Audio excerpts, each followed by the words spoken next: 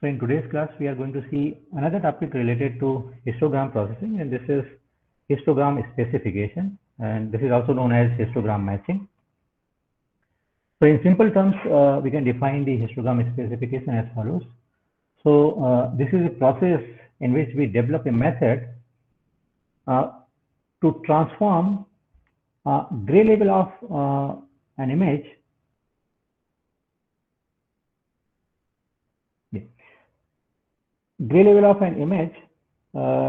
in such a way that the histogram of the output image matches to that of the pre-specified histogram of a target image.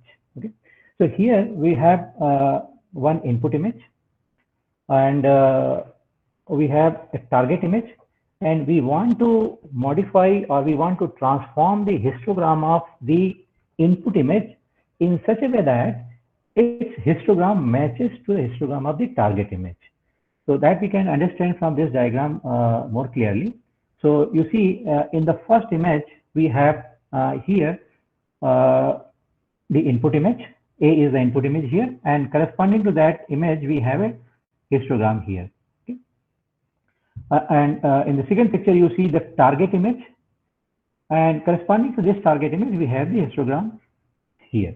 Now, our objective is to transform the histogram of image A in such a way that its histogram matches to the histogram of image T. So, in the output, if you see, we are getting an image whose histogram is looking like this. So, if you compare the histogram of output image and the histogram of the target image, we see that they are matching up to quite extent. Okay, so this was the whole objective. In terms of the images, we can understand here. So let's say this was the target image, and corresponding to this target image, we have computed its histogram. This was the input image, and corresponding to this input image, we have the histogram. Now, objective is to transform the histogram of this input image in such a way that its histogram matches to the target image. Okay, so when we do that, we transform the image of we transform the histogram of the input image to match it to the histogram of the target image. We get the transformed histogram, and corresponding to that histogram, if we just compute the image, so we get the image like this. Now, one of the application of this kind of transformation is in image contrast enhancement. Here, if you remember, in case of histogram equalization, our objective was to equalize the histogram, or our objective was to transform the histogram of the given image in such a way that the histogram becomes a uniform histogram. Okay, and the idea there was that when the histogram becomes equalized, or when the histogram becomes when it becomes uniform, the corresponding image gets a better contrast. Now, here in this case, in case of histogram specification, in place of saying that we want a histogram which is uniform histogram, we are saying that we want a histogram which is matching to a histogram of a given image. So this may be applicable in scenarios where, let's say, we know that a particular given image is a good image. For example, we say that this particular image is a very good image. That means whatever kind of contrast we want, that contrast is available in this image. So if that is the case, then we want that all the images that we are going to process, their histogram should match to the histogram of this target image. Okay, and why we are saying that this should match to the target image? Because target image is the image which we are considering that the image is good, and its corresponding histogram is the kind of histogram that we want. So since the target image is our, we can say, our ideal image, so we want the histogram of the input images also to match to the histogram of the target image. And when we do that, we will see that the appearance of the input image will be more or less similar to the appearance of the target image. So again, this is going to be used in contrast enhancement, or you can say the image quality enhancement. But here, in place of saying that the histogram after processing becomes uniform, here our objective is to match the histogram of the input image to the histogram of the target image. And since we are doing this kind of matching, this histogram specification is also called histogram matching. Okay. So there are very basic these three steps that we utilize to compute the histogram specification or to perform histogram matching. The first is to equalize the histogram of the input image.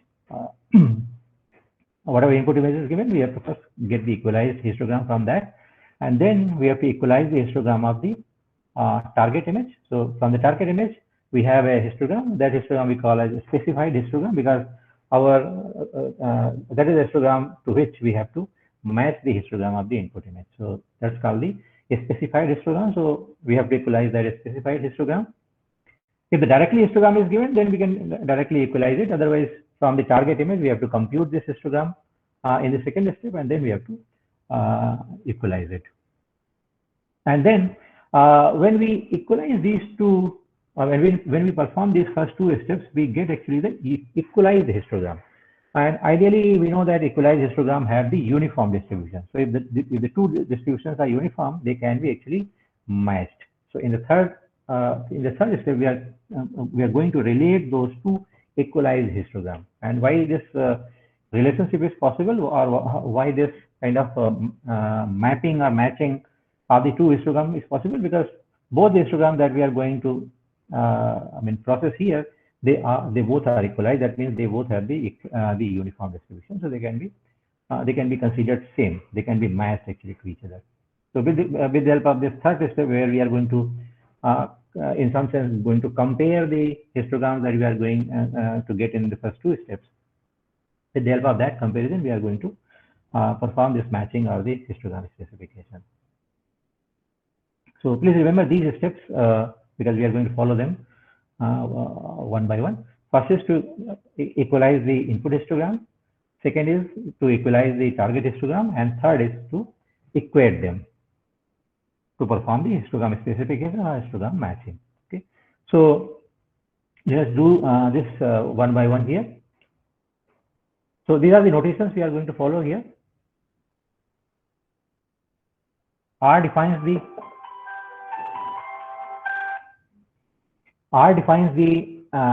gray label in the input image, and Z defines the gray label for the target image. And corresponding to these R and Z, we have the histograms represented in terms of probability density function PDFs. So corresponding to the input image, we have the histogram PR, and corresponding to target image, we have the histogram PZ. Okay. So now the first step is to perform the equalization of input histogram, right, or the equalization of the histogram that we are getting from the input image. So here we are doing the same thing. If you remember these equations we have already used, this equation is giving us the equalized histogram for the input image. Okay.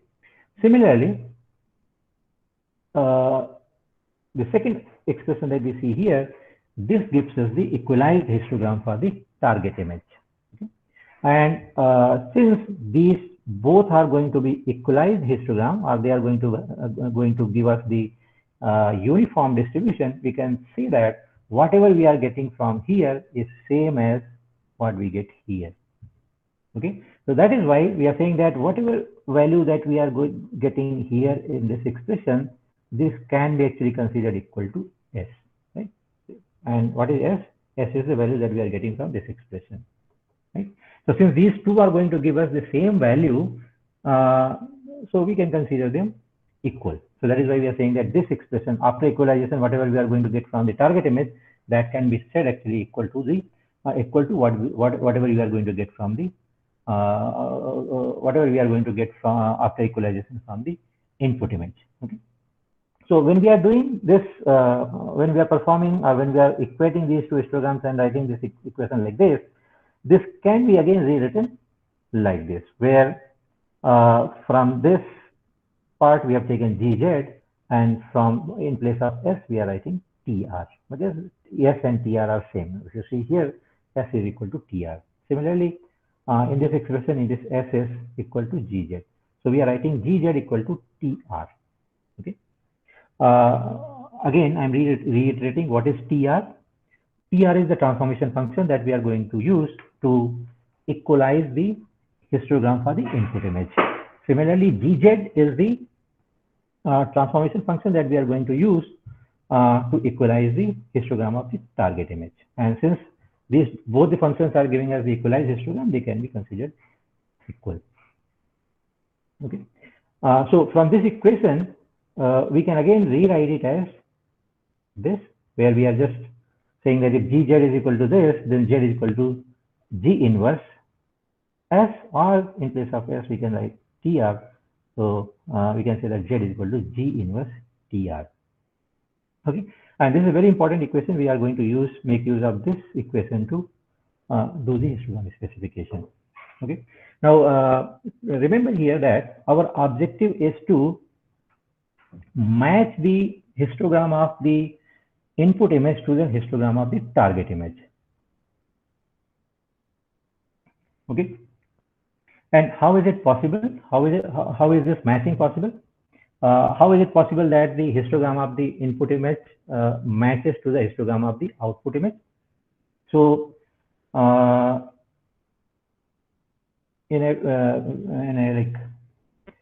we can understand here that if you're saying that the histogram of this image should be same as, or should become the histogram, or should become similar to the histogram of this image, then this is only possible when in the output image we have the gray labels or gray label distributions same way what we have in the target image, because then only we can say that the we are going to get the same kind of histogram. If the two images from where we are saying that we are going to get the same histogram, if they have different kind of gray label distribution, then we are not going to get the similar histograms. So if you are saying that this is the target image, and after doing transformation on the histogram of this input image, we are going to get the histogram which is going to be similar to the histogram of this image, then that means these two images, the output image that we are going to get from this input image and the target image, they both should have the similar kind of gray label distribution. Okay, this is very important to understand. So in this particular relationship here, we are actually trying to relate R, which is the gray label for the input image, to the gray label of the target image. So in this particular relationship, this relationship is basically telling us that for a given R from the input image, whatever transformed value you are getting using this equation, which is Z in some sense, this is going to give us the histogram which is going to be similar to the histogram of the target image. So this relationship is basically telling us that if we use this relationship, then corresponding to R we can get Z, which if we use we will get the histogram which is going to be similar to the histogram of the target image. So one more thing you can understand here, that this Z that I'm using here, this Z is not exactly the same Z that we are using here in case of the target image. This one, maybe we, to understand or to differentiate, we can say that this is kind of Z prime. Okay, why I'm saying this Z prime? Because this Z is not the same Z that we have in the target image. This Z is the Z that we are expecting to get from this transformation corresponding to a particular gray label from the input image.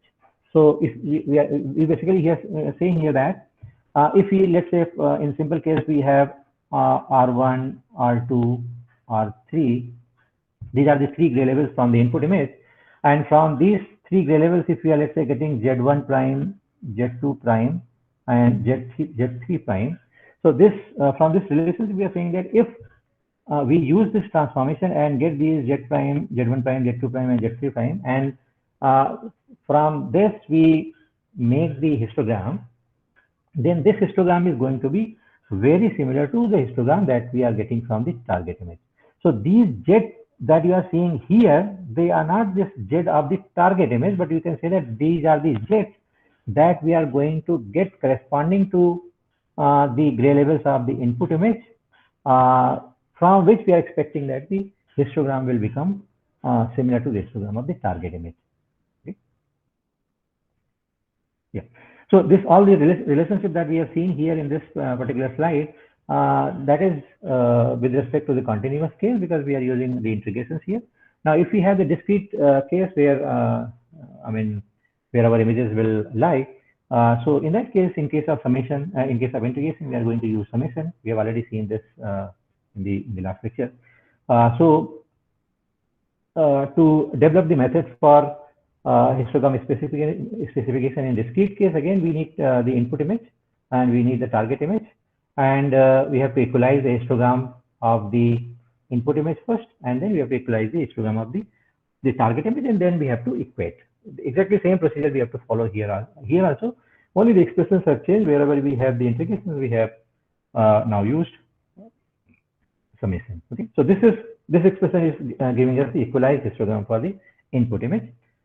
All the notations we have already discussed. N is the total number of pixels in the image. Nj is telling us the number of pixels which are having RG gray label, and L denotes the total number of gray labels available in the image. And by using this expression, we can equalize the histogram for the input image. Now, for the target image, again, we have to do the same thing. So from the target image, let's say this is a histogram given. So with the help of this given histogram, we are normalizing, or we are equalizing the histogram of the target image. So this expression is exactly same as what we have discussed here. Only the variables have changed, because here we are talking about the input image, and in this case here we are talking about the target image.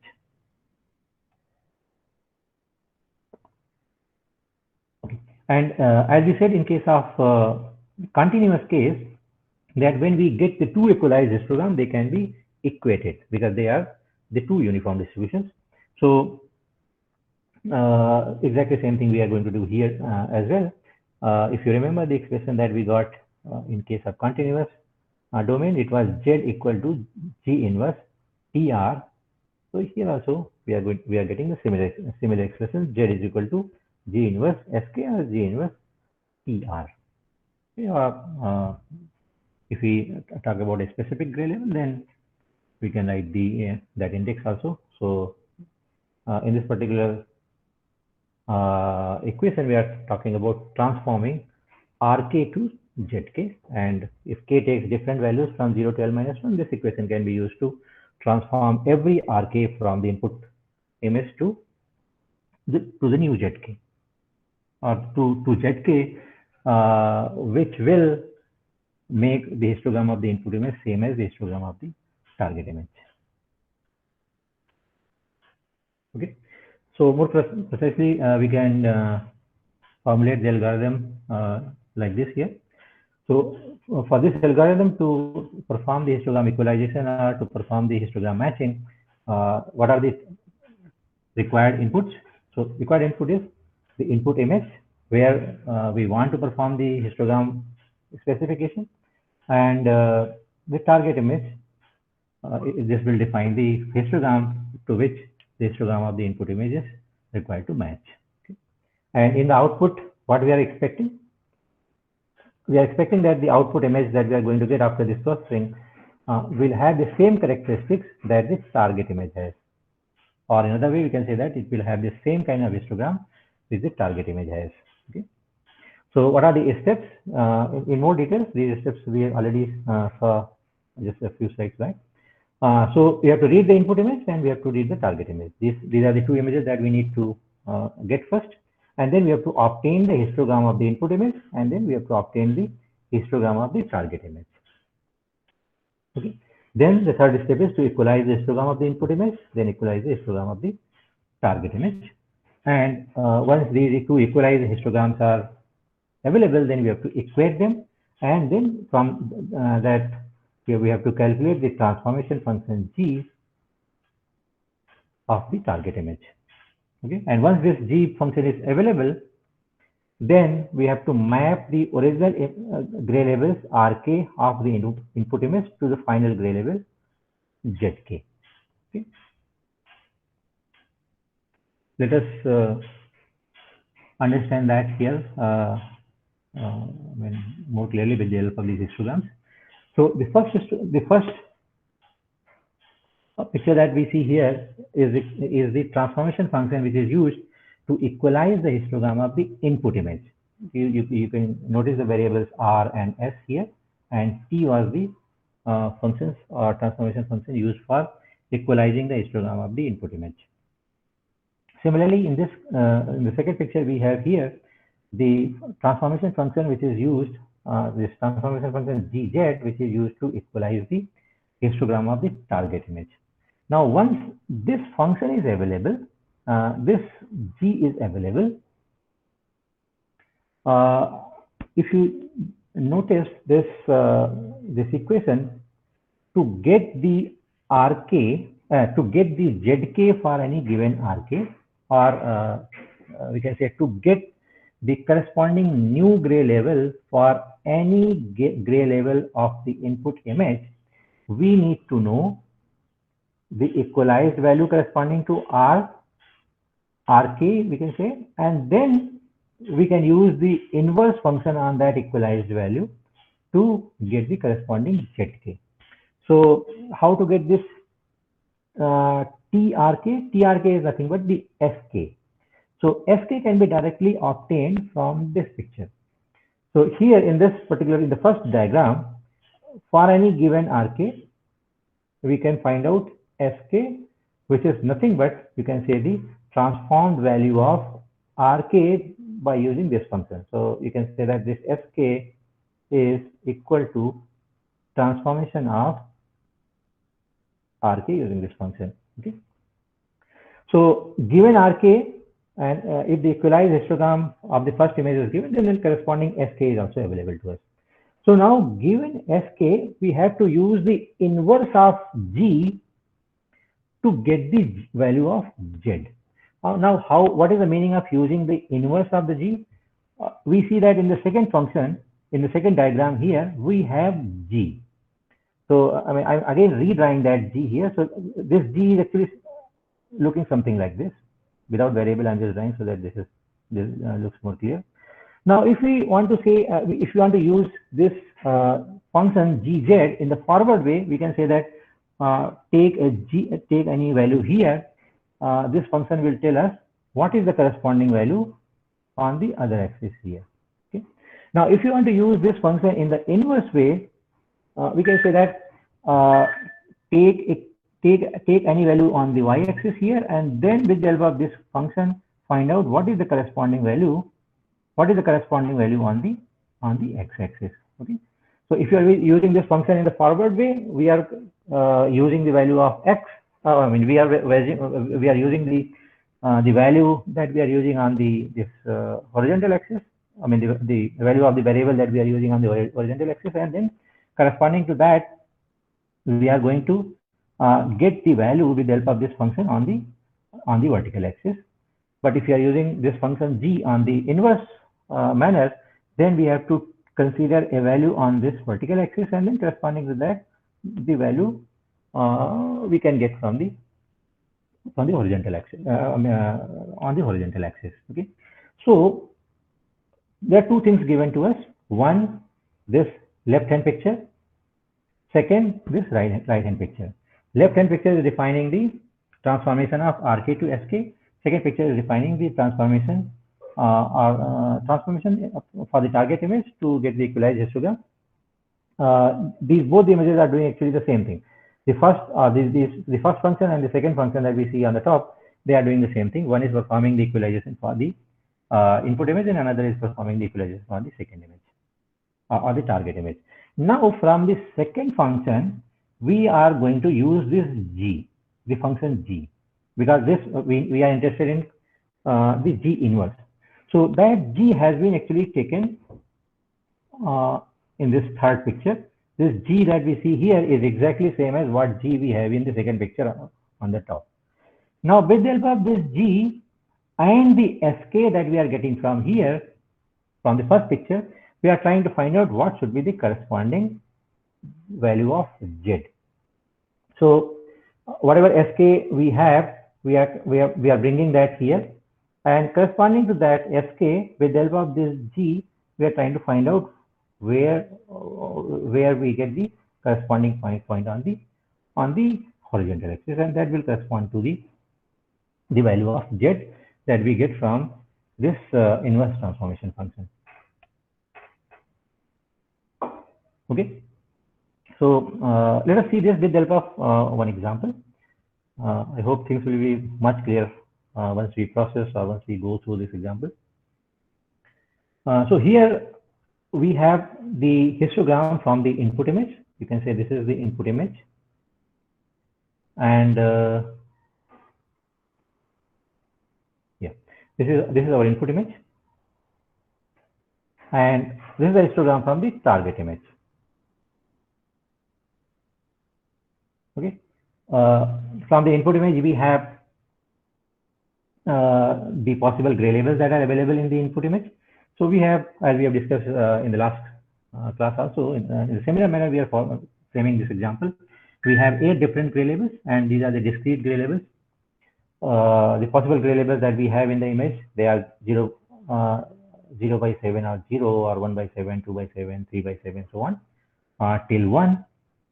And corresponding to these gray labels in the input image, we have these many number of pixels. So number of pixels which are having 0 gray label, they are 790.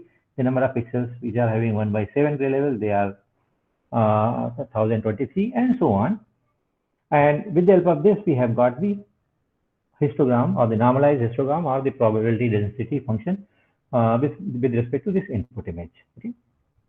So from this first table, we can say we are getting the histogram, or we are getting the input histogram. From the second table, we are getting the histogram for the target image. And in the second table, you can notice that we have not written the value of nk, because we are not interested in the content of that image, we are not interested on the content of the target image. We are only interested in its histogram. So that is why only the histogram is given here. We are not interested in like knowing how many pixels are there which are having 0 value, or 1 by 7 0 value, or 2 by 7 0 value, and so on. So that is why in the second table you see that we have only the histogram. We don't have the information about the number of pixels holding a particular gray label. In the first example, we need that information, because when we transform these RKs to new gray labels, and then we want to frame the number of we want to frame the new histogram. In that histogram, we need to find out when a particular RK is transformed to a particular ZK, how many pixels, or how many number of pixels that particular gray label is going to hold. So that is why in the first histogram, or in the first table, we need this information, because this will be required to get the histogram of the transformed image. Okay, so these are the two things given to us: histogram of the input image and histogram of the target image. What is the second step? If you remember, the second step was to equalize this histogram. So that's what we are going to do here. We have first equalize the first histogram. So these 3 columns that we this column and this column that we see here, they are coming from the previous table. Now to equalize this, we have computed this CDF, because CDF is the transformation function that we are going to use to perform the equalization. And whatever CDF we have, the values of the CDF we are getting here, they are nothing but the SK.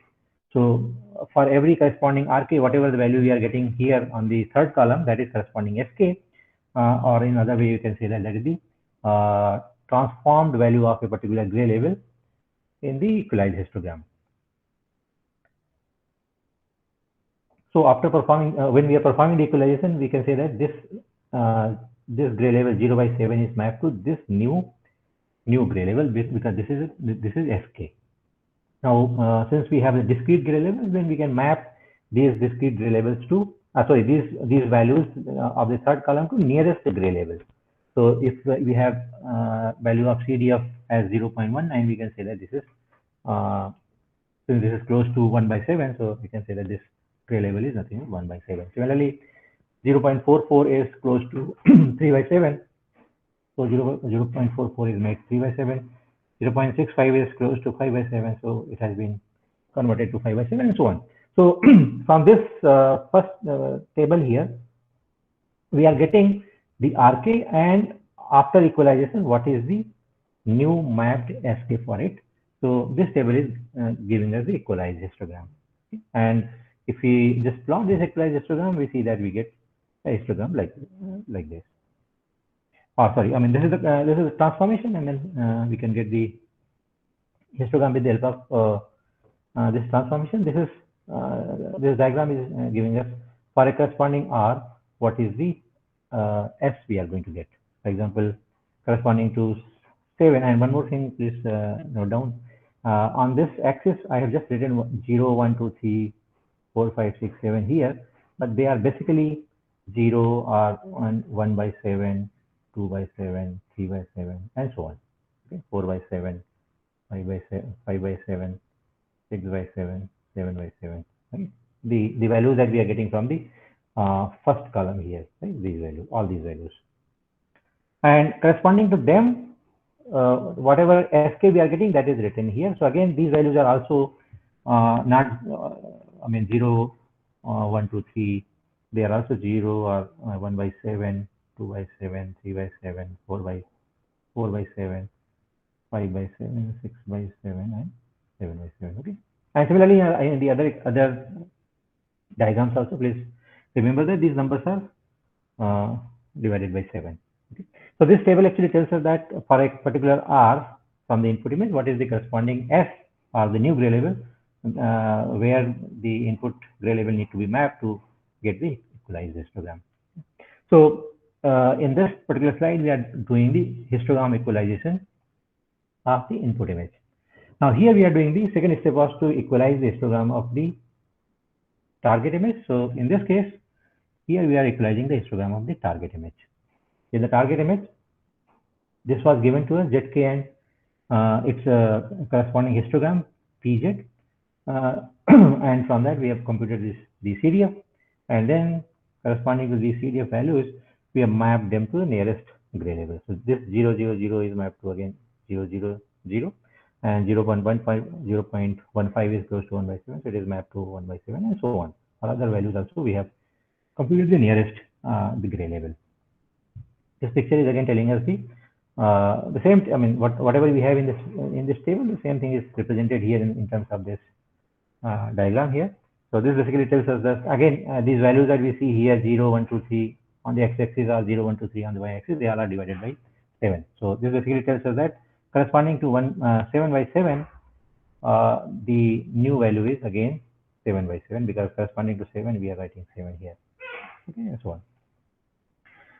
Now this is given to us. This transformation is given to us. This transformation is actually to perform the equalization for the equalization of the input image or input histogram. This is the transformation which is used to equalize the histogram of the target image. Okay. From this one we can get this, because once we apply this transformation R versus TR and then get S, because S is nothing but equal to TR. So when we get S from here, with the help of that mapping, we can get the corresponding histogram, and that histogram may look like this, as we are seeing in this example. This I'm not going into detail because this is exactly what we discussed in the previous class. Now our objective here is to, for this image here, or which is the input image, or the histogram that we have for the input image, from this we want to map these R to new Z. Okay, and corresponding to that new mapping, we want to get a new histogram here, which is again, you can say is going to be similar to the histogram that we have for the target image. Okay, so our objective here is to use this one to get mapping of R to Z domain, and once we know that mapping, then based on that mapping we can find out how many pixels a particular Z is going to have, and then from there our objective is to generate this new histogram. And this new histogram for the input image is believed to be similar to the histogram that the target image has. Okay, so let's see how we are going to do this mapping. So if you remember from here, from this picture, I just explained that for this mapping we need a G inverse. In this picture, we are getting Z using Z, we are getting V using GZ function. But if we use it the other way, from this axis, we can get the corresponding Z. So this function we are going to use in the reverse way. So that is why in this table here, normally we write ZK and then its transformed value VK. ZK is our always the first column and then its corresponding value VK. You can see that here. Right? When we are writing the transformed histogram, ZK is our first column and VK is the transformed value, and that becomes our the last column. But so this we are using when we are using this transformation function G in the forward way. Given a ZK, we want to compute the GZK or VK. But now here we want, given one of these particular values on the last column, we want what should be the corresponding value in the first column. So that is why we have to reverse this table. Reverse in the sense that we have made the last column as the first column and the first column as the last column. So you can just see that here.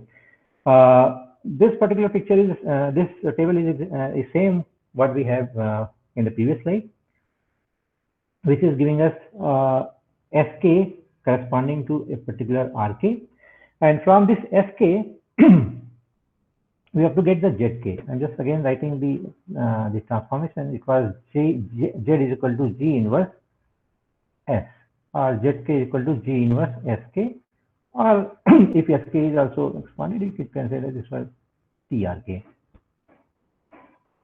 Okay, so we can say that, I mean, if you just focus on this, because directly we have the values of SK here. So given a SK, by using the G inverse, we want to find out the corresponding Z value. Okay, so that is what exactly we are going to do with the help of this. So first table is giving us the value of SK, and the second table is giving us the transformation function G inverse.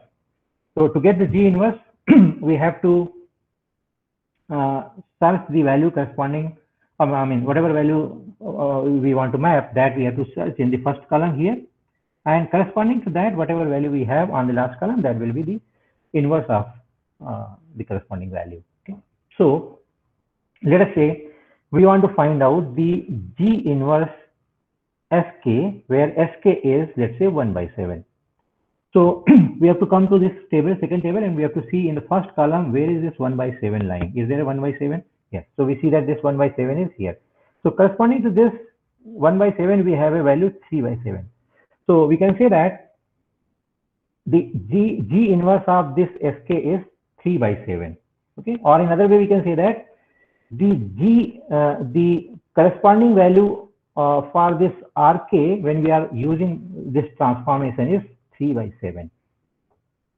Right. So this means from the input domain, from the input image, gray label 0 is mapped to gray label 3.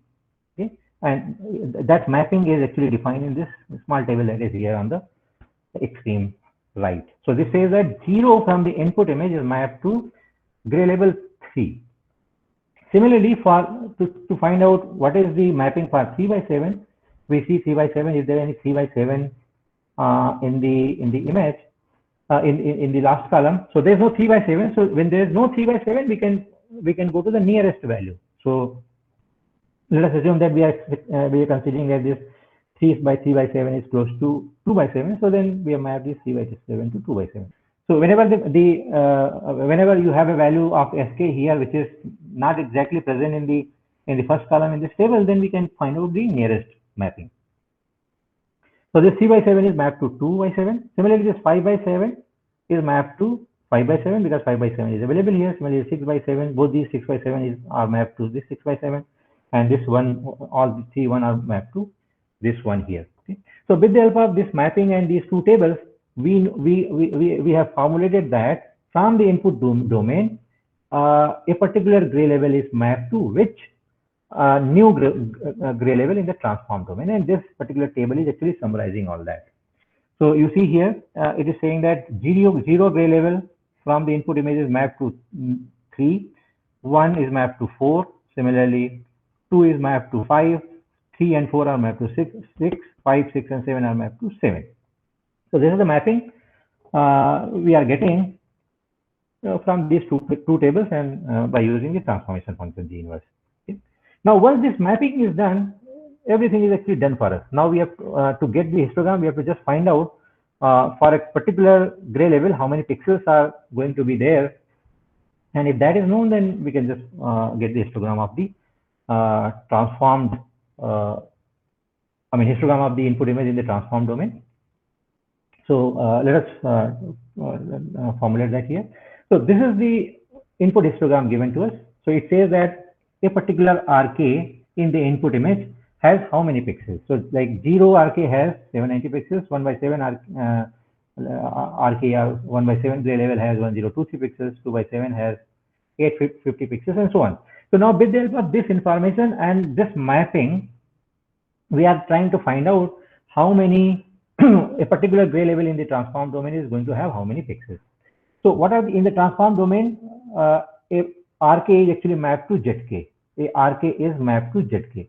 So now let us first write what are the possible values of ZK.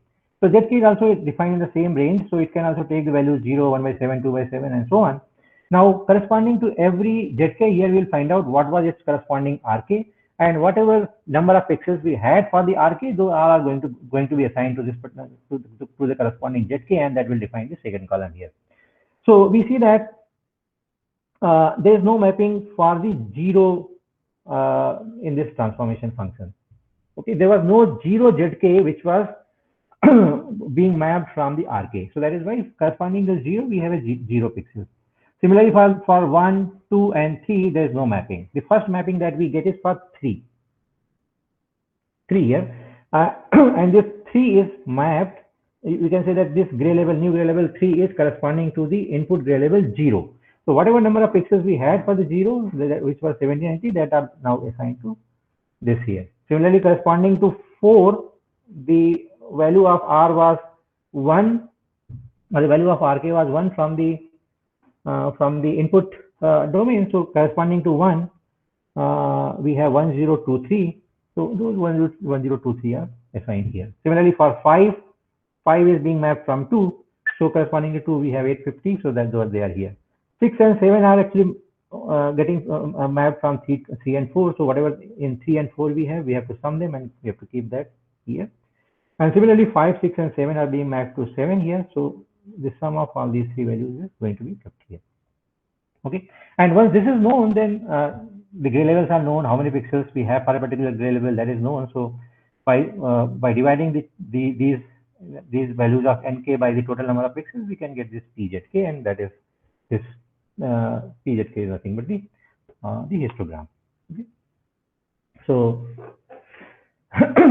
this is the overall summary what we have discussed. This was the input image, or the histogram of the input image, and it was looking like this.